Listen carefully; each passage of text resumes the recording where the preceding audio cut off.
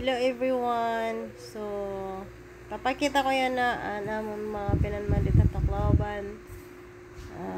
Mga school supplies para sa taton mga bata. From pre-elim to grade 6 students na makakarawat sini. Maswerte ka mo guys nga bugos nga eskwelahan at makakarawat.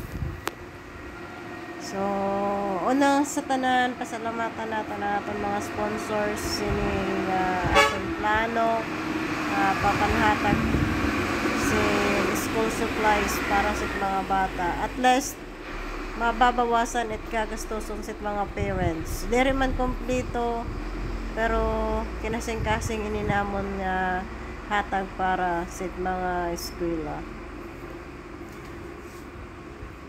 Dadamo namon pinanmalit from notebooks, envelopes, plain na envelopes na shorts kay pagsudlan lisod man kon tagsa-tagsaon ta panhatag.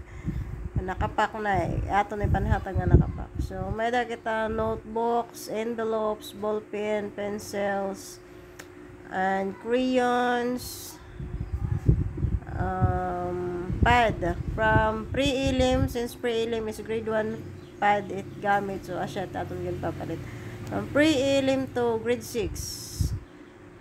Grade 1 notebook pad, grade 2 pad, grade 3 pad, grade 4 and 4, 5 and 6 intermediate na tira gamit na papel.